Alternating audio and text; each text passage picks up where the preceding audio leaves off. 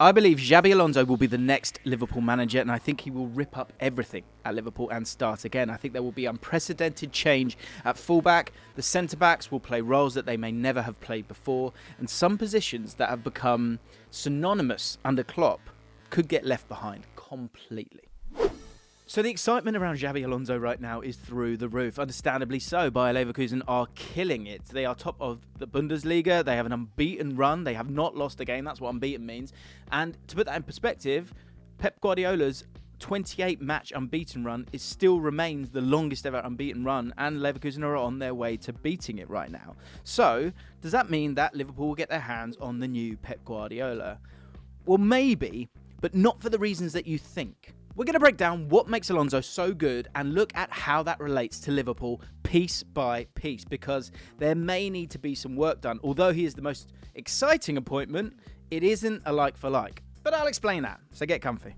Alonso is a firm believer of the 3-4-2-1. Now, some Spurs fans will be watching this, shuddering at the thought of a back three, or excited because it's Liverpool, right, from those Conte days. But this 3-4-2-1 is only that on paper, and we're going to show you how and why it actually makes it kind of one of the bravest and most aesthetically pleasing systems on the planet right now. That's right, the planet. So goalkeeper-wise, Alisson, I think, is good to go. He's making it in the team. Well done, Alisson. Technically, he's good enough to play the role that Alonso wants, which revolves around playing it short and being brave in possession. Build-up is one of the key parts of Alonso's approach, but he does it in such a way that makes him very unique, not only in the Bundesliga, but across Europe. Positional play is huge for Alonso, with his players tasked with controlling their specific area of the pitch and dominating their opponents one-on-one all over the pitch, and it results in some ludicrous scorelines. In terms of the build-up, the back three, as you can see here, the three centre-backs are dealt the task of handling the first phase of possession. The wide centre-backs often move as wide as possible to make the pitch as big as possible, but this isn't the only reason, and we'll get onto that a little bit later on, but it's genius. But the centre-backs is where things start to become interesting, because in particular, Hincapie, this one here, on the left-hand side, he's a centre-back, but he also has experience at left-back and also has a lot of pace. Now, this profile is missing from Liverpool's centre-back group, and it could be an area that they need to strengthen to facilitate the style of play that Alonso would want at Liverpool. Because as we look to build out that Alonso blueprint in this Liverpool side, of course, Van Dijk comes in, and he's done this for the Netherlands. He's been brilliant in that central role. He would be fantastic in that central role. Konaté comes in as well.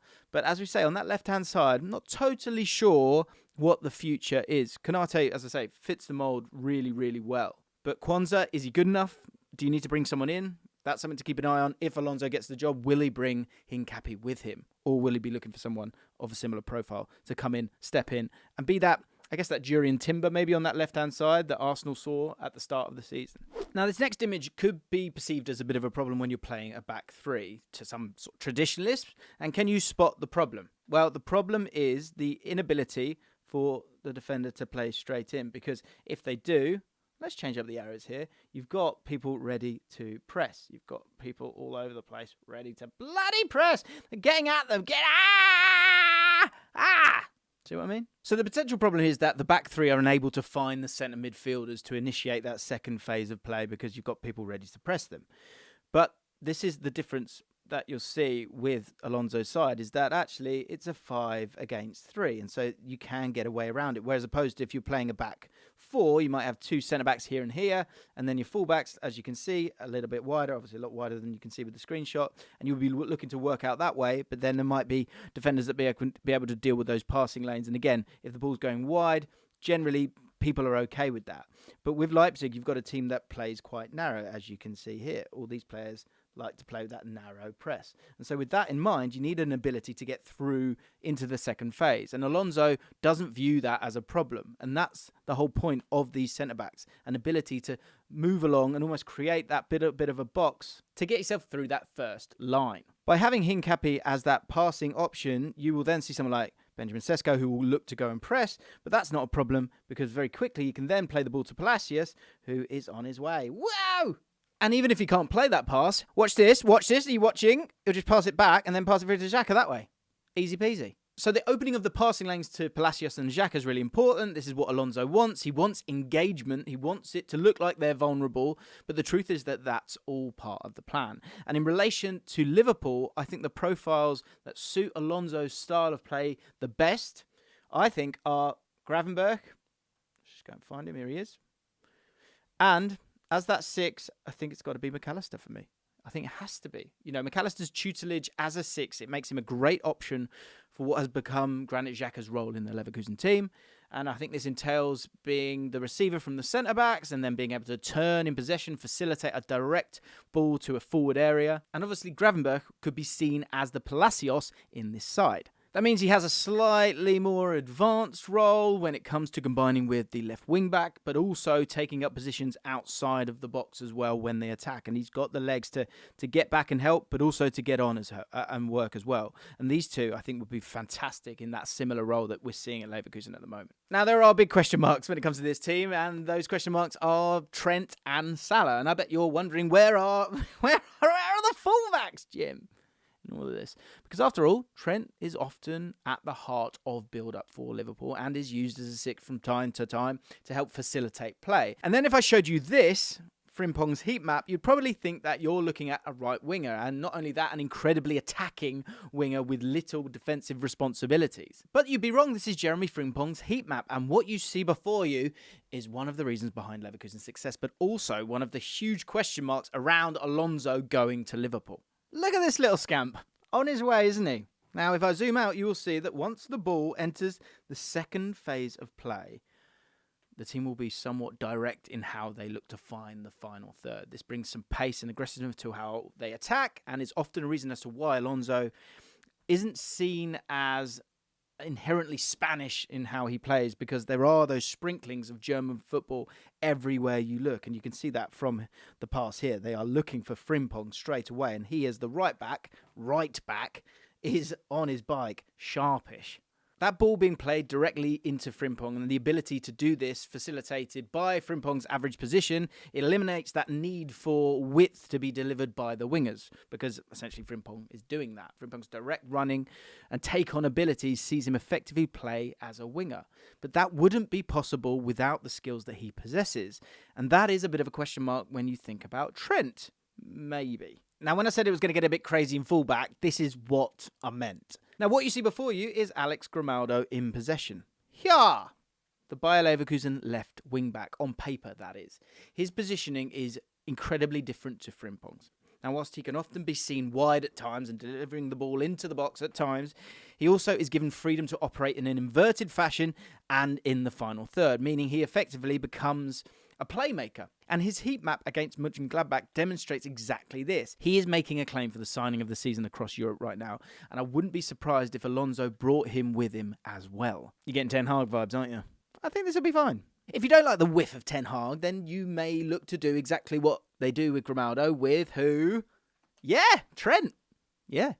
So as we look to sort of move across this Leverkusen side and how they set up, and of course there might be some tweaks along the way, but we can only work with what we've got right now and move into that Liverpool setup. The problem you have when it comes to the fullbacks is that there is no one in this Liverpool team that is truly like Frimpong. And certainly not between Trent and Robertson, who of course have been wonderful for them, but you've got a new manager with new ideas. So for context, Frimpong averages around 50 touches per 90, whilst Trent averages around 90 touches per game. Their styles of play are completely different. They're both unbelievable at different things. So the easy fix here is that Trent plays in a role similar to Grimaldo, in which he has responsibility out wide, but also acts as a creator in the half spaces. So with Alexander-Arnold in that role, we then find ourselves with Salah coming and playing here. Should we highlight him? Let's highlight him. I think Darwin Núñez could well be that central striker, killing it right now. Robertson over to this side, and Szoboszlai in this left half space. And the question I really want to focus on here is this man here, Robertson. You know, can Robertson do what Frimpong does? Some may think so, but the take-on ability of Frimpong is a part that really sets him apart from others, and it unlocks that right-hand side for Leverkusen. So if Liverpool look to replicate this on their left, I think they need a new profile in there for me. The fullbacks are absolutely and unequivocally important to this system, so they have to get it right from the off. And before people say that Trent will play in midfield, I'm not so sure that Alonso would risk it as part of a midfield two from the off. He might down the line, but I just don't think he would do it straight away with the amount of midfielders that are available, and especially the balance that you would have with McAllister and Gravenberch. Now for the attack. Now again, the profiles and roles within the attack are completely different to what Liverpool currently do, and it does beg a question, and we'll show you why in just a minute. But firstly, let's focus on two players. Jonas Hoffman, who's on the ball here, no, naughty, there, and Florian Wirtz, who's over here with his socks down. Pull him up! Now, they're not exactly what you think when you think of forwards Liverpool currently possess. Now, despite being very advanced in their positioning, they often remain really narrow and are seen as two sort of floating tens, meaning that their roles are more centred around creativity and chance creation rather than being solely centred around scoring goals. They're more midfielders than forwards, if you will. But obviously, it clearly works with the pair routinely looking to enter the half spaces. You can see it here with Hoffman. He's in this little half space here, and what that facilitates is great creative numbers because it's harmful for the opposition. Not as much about them, and this is a great example because you're bringing in other players into the arena a little bit, but say someone like Frimpong, you're creating an option for those players by going into those half spaces. And because of this, they average extremely high creative numbers. But who does this for Liverpool? Szoboszlai. In an attacking system, there's always going to be excitement, and Dominik Szoboszlai could be one of the biggest beneficiaries when it comes to that, and Alonso moving to Liverpool in general, because he would instantly be thrusted into a more advanced position, most likely as the left-sided 10 here, and it's a position that he played for Leipzig previously. But one of the biggest question marks in all of this has to be whether Salah would accept this new role.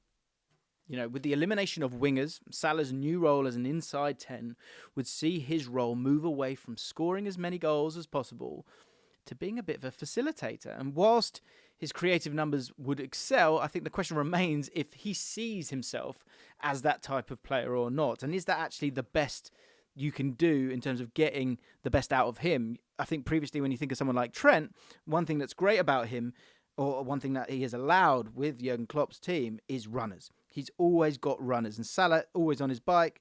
Nunez always on his bike. Robertson sometimes on that other side as well. But obviously in a different system, you've got someone like Jota on that left-hand side or Diaz on that left-hand side ready to go. And it facilitates Alexander-Arnold. Does Salah want to be that player who doesn't do that, who stays still and allows just Nunez to do that? And does that take away a little bit from the brilliance of Alexander-Arnold? Time will tell.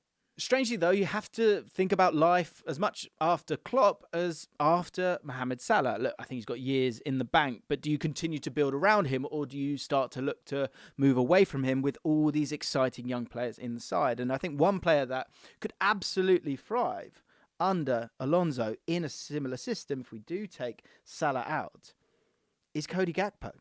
I think Cody Gakpo could really, really thrive in that area in terms of being able to get on the ball, being able to, have that interplay, but also turn and drive with the ball as well. It's exactly what he loves doing. But I'm not saying get rid of Salah. I am not saying get rid of Salah. Obviously, the guy's a joke. But these are the question marks that will come if and when Alonso comes. And lastly, we need to talk about the striker position. And that is a mantle that 6'4" Victor Boniface has taken to like a duck to bloody water under Alonso's guidance. Boniface is seen as a target man, but also has exceptional pace. And think of Haaland, essentially. He's got that similar profile.